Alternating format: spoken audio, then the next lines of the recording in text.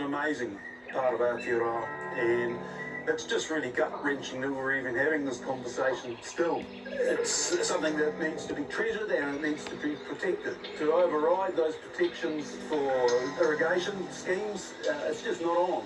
It's just not on. This will be one of the biggest irrigation projects in New Zealand.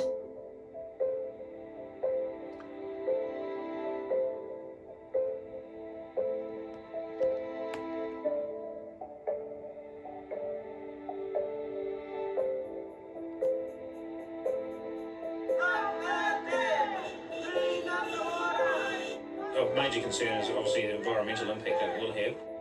Our hope is that we can prove this thing's feasible, tick off the environmental issues that are associated with it and make it affordable.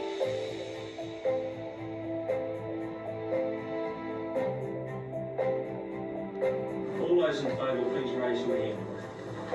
The motion is carried. There is no evidence on the table that this is a sound investment for ratepayers.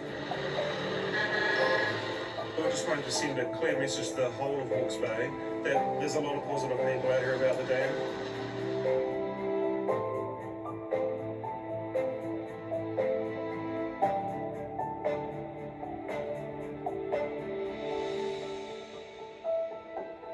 Expecting around about 30,000 hectares of irrigation eventually, which is going to bring a lot of productivity increases to not only Central Hawke's Bay but the wider Hawke's Bay. Where this dam wall is going to go on over here, over the back of this ridge, we're talking 7 kilometres back up to the headwaters of the Makarua. So it's going to be quite a big... That's a bloody long way, that is, too. It's a big footprint. And that's a big take, you know? And this is the irrigation zone that they're talking about. What will it take, 10 years? To fill? 10 years? No, 10 years to build. they reckon they're going to have it built within 3. Bullshit. I'm 69 now. I've been playing on these waterways since I was 5. It's part of my taio, what I was brought up in. Taio means my environment. And you know, it's going to be an environment that my muko and my muko and my muko are not going to see if this area gets flooded. Now, if you have a look at those ripples, see those ripples there? Going down there? Aye. That's the Modi or Te Wai. Aye. Where the wall's going to be, from there on, no life, end of life for all everything that's living in these waterways. We've already got whānau that are transferring life force from other rivers that have gone. You know, we've lost 32 rivers in the past 65 years. I'd hate to die knowing that I didn't put everything into saving our whenua, our awa, our environment, for some greedy bastards. Yeah, this will be all flooded right back up in here. And you can this is a taonga, not just for me personally, but for all of this conservation estate that we're looking at over here, and then this beautiful potocarp native forest, all that will be flooded, all that will be lost for eternity. And of course, once I've got the dam wall up, the concern is what happens to that water when it gets on the other side of the dam wall. It's going to be used for irrigation. Now, the cost of the dam build, which we've calculated with inflation from the first version of Ruataniwha, would come out at about 1.3 billion. For irrigators to pay for the water to justify that cost, they're going to have to intensify their farming practices, and we've already got huge issues with intensification down here on the Ruataniwha plains, which this dam's going to feed. We've got nitrogen readings down here of 20 milligrams per litre in some of our test wells. So with the intensive farming that's going to come with this dam, that's only going to exacerbate that. So that's a huge environmental concern.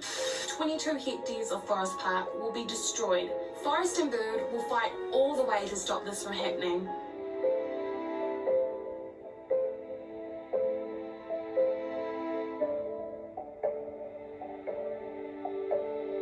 We've wanted to swap our low-value land for high-value land so that we will be able to get better gains for conservation across the board.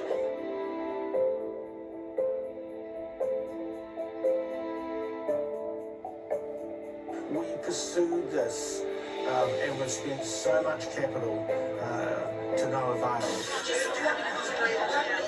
The next item on the agenda is item 5.5, which is the establishment of the Hawke's Bay Water Trust. We were considering a trust structure which will allow a public or a community-owned place for the consents and IP currently associated with water storage on the Makaroro River. This is hugely important for Central Hawke's Bay. I am the water is me. I am the mountain is me. I am the heavens are me. I am the land land is me, unapologetically. There are ways and means apart from just having a big catchment like this. And it's not So we've heard today what the plans are, but I don't think any of us here are very happy with those plans. The council and some local farmers want the dam back on the table to help build water resilience. They say it will be a crucial tool to navigate climate change and severe drought. We spent a lot of time in the headlines quite a number of years ago on this issue, but what really clearly happened is that at a regional and a national level almost, the urgency of this issue for us here locally got lost. The water security situation is really complicated right across the whole region. I absolutely understand people's concerns about what happens to the river and the flow-on consequences. I suppose the perspective I have is that there's a whole number of things that are in place to create protection.